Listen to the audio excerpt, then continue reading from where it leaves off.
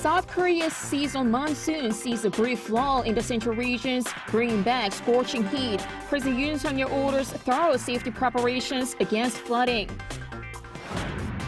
The president also reports the outcome of his recent overseas trips, including some $940 million investment from European companies and over 100 MOUs signed in Vietnam.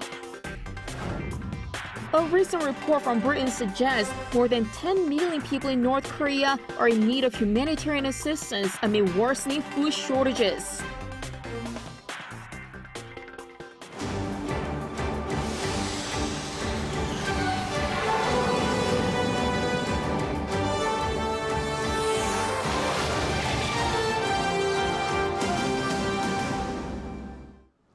Good afternoon. Central regions of South Korea are seeing a break from the wet weather as a monsoon rain moves down south. While the seasonal monsoon has just begun, the country is seemingly looking at more rainy days this summer and into the autumn. Our Lee Soo-jin has more.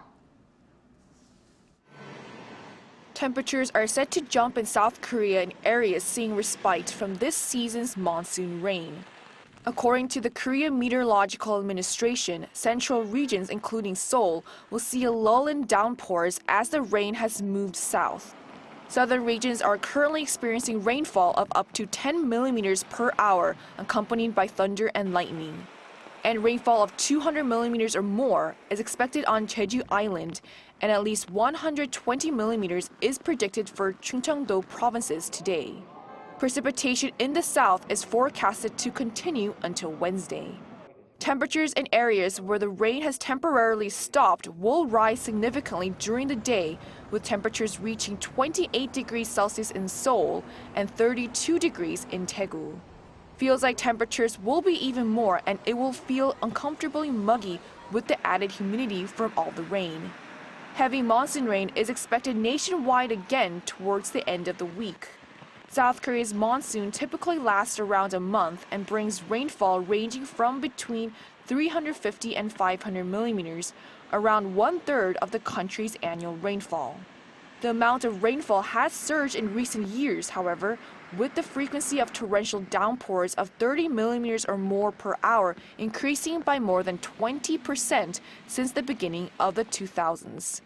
In addition, while in the past, rainfall was mostly concentrated in the monsoon season, in recent summers, there has been more rain after the end of the monsoon in August. This summer, the nation is expected to see even more precipitation after the monsoon season ends due to the effects of the El Niño weather pattern.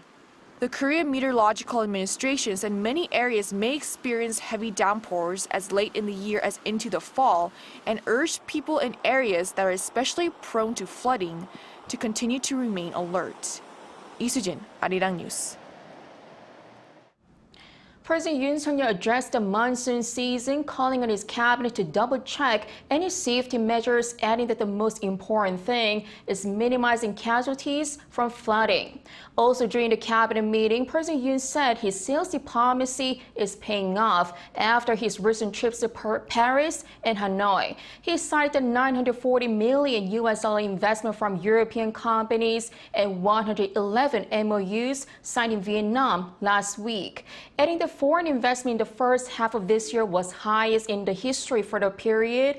He said he has been working as the nation's #1 salesman to tackle ongoing crises and boost the economy. Yoon also said improvements in the Seoul-Tokyo ties and deregulation of unnecessary policies to create a favorable business environment contributed to the success.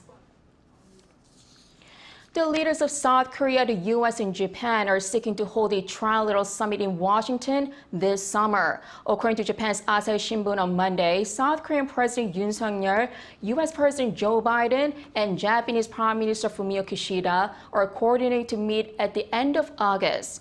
They are likely to discuss North Korea's nuclear and missile development. This came as Biden invited Yoon and Kishida to a summit during the three leaders' brief meeting held on the sidelines of the G7 summit last month. Government spending in South Korea is expected to grow at a slower pace in the second half of this year. The Bank of Korea forecasts government spending to grow 2%, down 1.7 percentage points from the first 6 months of 2023. According to the Korea Development Institute, growth is expected to drop to 2.6% from 3.8% for the same period.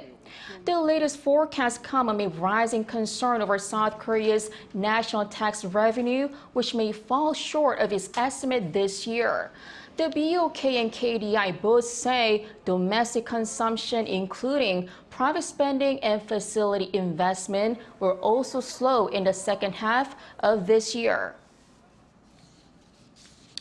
According to the latest global humanitarian assistance report, North Korea ranks among the world's neediest in terms of humanitarian support. Experts say efforts from both the regime and the international community are crucial to solve the problem. Kim Mo-kyung reports. More than 10 million people living in North Korea are in need of humanitarian assistance. That's according to the Voice of America, citing the British Development Initiative's Global Humanitarian Assistance Report for the year 2023. The report says that as of last year, some 10,400,000 residents in the north are in need of external support, meaning North Korea ranks 14th on the list of countries with the most people in need. The regime has been listed along with Syria, the Democratic Republic of Congo, Afghanistan, and Venezuela as having more than 10 million people suffering from humanitarian crisis since 2019. It has also been classified by the UN Food and Agriculture Organization's IPC standards as being at level P3+. IPC stands for the Integrated Food Security Phase Classification, a set of standards used to classify the severity and magnitude of food insecurity. Phase 3 means that some 20% of households are not consuming enough food and have high levels of malnutrition. North Korea has been consistently non-transparent regarding the level of humanitarian aid required there, despite the regime experiencing chronic food shortages over the past years. And for the situation to improve, experts say the North must allow international aid organizations to help, especially when it comes to providing food. The outlook is rather bleak, and North Korea needs to both increase its revenue and imports from China, as well as to try to consider letting in humanitarian assistance by ensuring that humanitarian organizations are allowed to ensure that food goes to those who need it.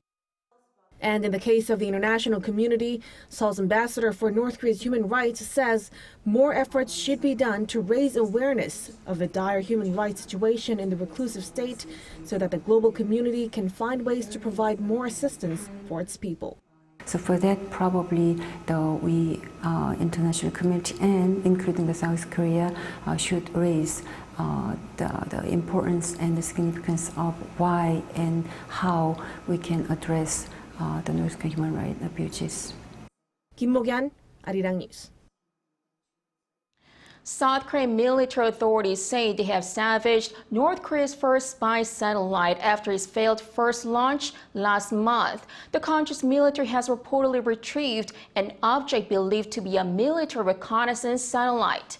This comes after it was said that nearly 180 pieces of debris were reported to have landed in the West Sea between China and the Korean Peninsula. The suspected military satellite has been transferred to a military research facility in Daejeon for further analysis. The satellite known as Mallikyung-1 was designed to take high-resolution images of Earth to provide intelligence for the regime. Local reports say Japan has completed its underwater tunnel to release Fukushima wastewater, signaling the release is imminent. While public concerns linger in South Korea, the government says Japan's discharging method has been finalized after going through a safety assessment. Our political correspondent Han Sung-woo has the details. The underwater tunnel that Japan is planning to use this summer to release wastewater from its destroyed Fukushima nuclear power plant is now complete. According to Fukushima Central Television, excavators used to dig the tunnel for a pipeline were removed Monday morning with the help of a large crane. The completion comes after a one-day delay, as the Tokyo Electric Power Company suspended the withdrawal on Sunday due to high seas. Japan's Nuclear Regulation Authority is scheduled to conduct a final check on Wednesday to ensure that all facilities for the wastewater release function properly. TEPCO began a trial run of those facilities, including the 1-kilometer-long underwater tunnel, on June 12th. As far as we know, that test run will likely conclude tomorrow on Tuesday. It's widely expected Japan will discharge the wastewater treated by its advanced liquid processing system after the International Atomic Energy Agency clears it with a soon-to-be-released report on the issue. Public anxiety over the safety of the wastewater release lingers in South Korea, though, prompting the government to hold daily weekday briefings since June 15th in an effort to keep the people updated and informed on what will happen moving forward. Fielding questions on Monday, First Vice Minister of Government Policy Coordination, Hwang-geun, told reporters that the currently adopted method of releasing the wastewater into the sea was final. He added that reversing the plan to go back to the stage of negotiating other methods of disposal with Japan and the international community, such as solidifying the water, was not an option at this point. The current plan of discharging the water was finalized following discussions with the IAEA after it was judged to be the most realistic given safety considerations and scientific precedents. 한성우, Arirang News. The chief of the Wagner Group has spoken for the first time since the mutiny over the weekend. He says the mutiny was not an attempt to overthrow Russia's political leadership, but instead was a protest to protect his group. Lee Seung-jae reports. Speaking for the first time since the weekend's insurrection, Wagner Group's chief Yevgeny Prigozhin released an audio message on Telegram on Monday. During the 11-minute-long message, the Wagner chief says the group's march towards Moscow started because of an injustice and that the move was not aimed at removing Russian President Vladimir Putin and his government. He also added that the weekend's protest was aimed at sending a message to Russian military leaders over their ineffective decision-making during the war in Ukraine, which threatened the lives of members of the Wagner Group. Meanwhile, Russian President Vladimir Putin, in an address to the nation Monday, said the armed rebellion would have been suppressed anyway. Putin also said the civil solidarity showed that any blackmail and attempts to organize an internal mutiny will end in defeat, referring to the mutiny.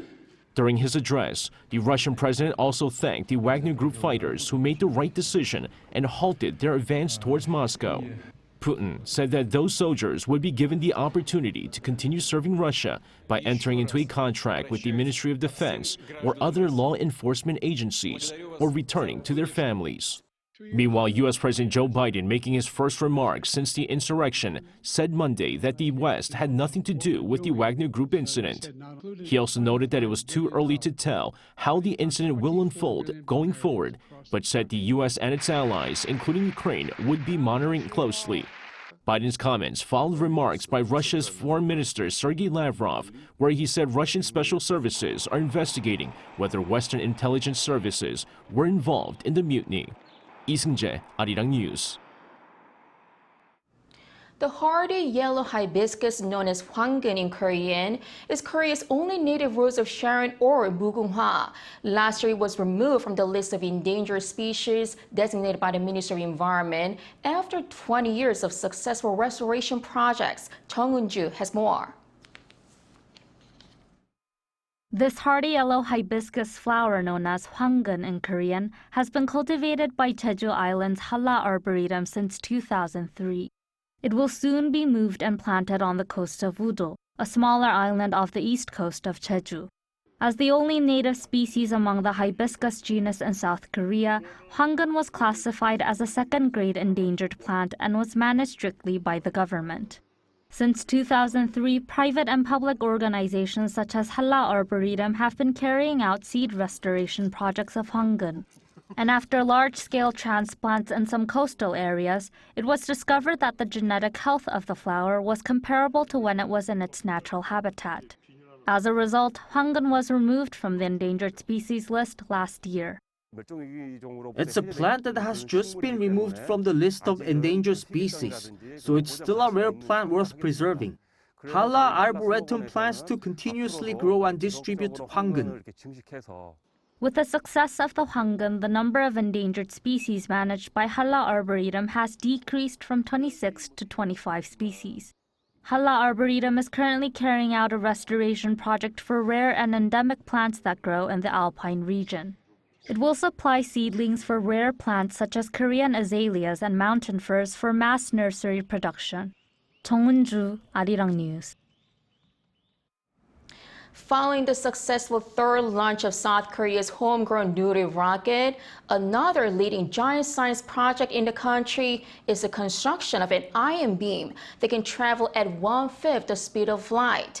Called the RAON project, researchers are on track to further their research in basic science. Yoon has the details.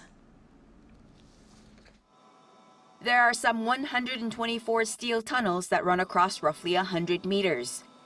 This is the scene of the South Korean-made heavy ion accelerator, RAON. With a government budget of 1.5 trillion won, that's roughly 1.14 billion US dollars, this 12-year ion accelerator project was built to produce a variety of stable and rare isotope beams. Testing for this homegrown heavy ion accelerator involves an argon beam passing through the acceleration zones of the tunnels. In May of this year, the project's team of researchers from the Institute of Basic Science successfully completed the test, where the argon beam passed through all of the acceleration tunnels. Each tunnel adds energy to the argon beam, and by the 124th tunnel, the beam was shown to reach a speed that's 19% of the speed of light. We first need very cold, cryogenic systems to be followed by various high-frequency systems. This means that the overall integrated control system is fully operational. The research team said that of the 124 tunnels, they found around 10 to be malfunctioning, and that they hope to improve the overall performance of the tunnels in the future. This also involves securing the stability and extending the operating time of the tunnels before activating them in actual further research. Following the successful beam test through a low-energy acceleration system, the research team hopes to complete the development for high-energy acceleration testing in the coming years. The next phase is expected to increase the speed of the beam to close to half the speed of light. The primary goal of this project is to create rare elements to unveil the secrets of stars from formation to evolution. But in addition, cooperation between researchers is expected to help develop existing materials like the rare isotopes that treat cancer, or create new materials that could be used to treat spent nuclear fuel. 이은진, Arirang News.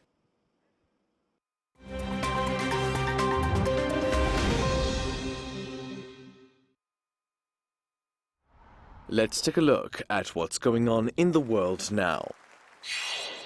In Australia, the Supreme Court has dismissed Russia's bid to keep hold of the construction site of its new embassy in the capital, Canberra. The court's decision on Monday follows a legal challenge by Russia. A Russian diplomat who had been squatting at the site was seen leaving shortly after the ruling. It comes after Australia introduced legislation in mid-June to end Russia's lease of the land over security concerns. The new embassy site is only about 400 meters away from Australia's Parliament building. Russia obtained the lease in 2008 and was granted permission to build in 2011, but no buildings have been completed there. A Kremlin spokesman called the move part of a, quote, Russophobic hysteria sweeping the West. In a move described by the U.S. State Department as deeply troubling, Israel on Monday began approving the development of over 5,000 new homes for Jewish settlers in the occupied West Bank. Plans for the developments were given the green light by Israel's Supreme Planning Council. Settlements built on the land taken by Israel in the 1967 Middle East War are one of the main issues in the Israeli-Palestinian conflict. Among those approved, some 800 developments have secured final approval. Washington has previously said that Israeli settlement expansion could prevent a potential two-state solution with Palestinians. Now, the world's oldest Nobel Prize winner, Dr. John Goodenough, has died at the age of 100. According to the University of Texas, where he worked, the engineering professor passed away in Austin on Sunday. He played a major role in developing the lithium-ion battery, which now powers millions of electric vehicles and other devices. His contribution in the field of batteries saw him awarded the Nobel Prize in Chemistry in 2019. Born to American parents in 1922 in Germany, Dr. Goodenough served in the U.S. Army as a meteorologist during World War II and got his Ph.D. from the University of Chicago. And finally, Hollywood actors Ryan Reynolds and Rob McElhenney are part of a group of buyers that are acquiring a 24% stake in Formula One racing team Alpine. This according to parent company Renault on Monday. The investment group, which includes Otro Capital and Redbird Capital Partners, has invested $218 million into the team. Alpine are the 5th rated team in this year's F1 Constructors' Championship. For Alpine, the deal is a way to boost the team's media profile as F1 is exploding in popularity across the US. The actors are also owners of the Welsh football club Wrexham. Matthew Ashley, Arirang News.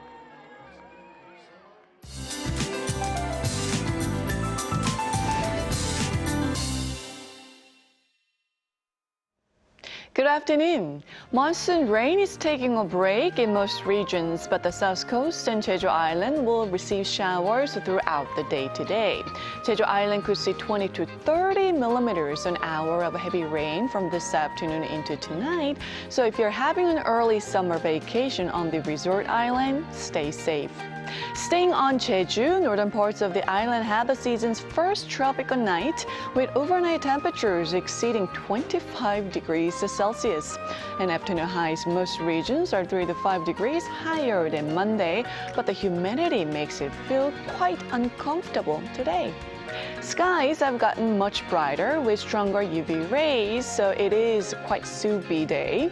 Meanwhile, Jeju and east of Gangwon-do will be quite windy all day. The air quality will be decent nationwide all day today.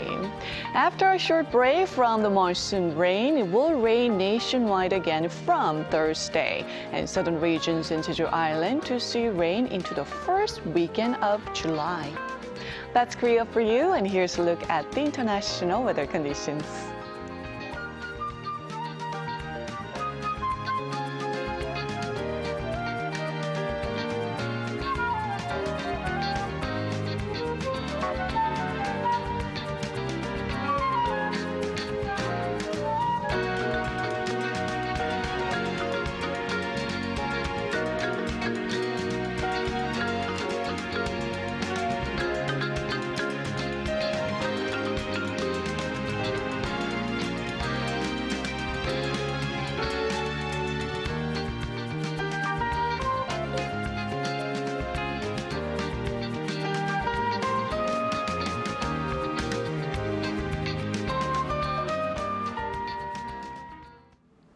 Thank you so much for watching. Have a great rest of the day.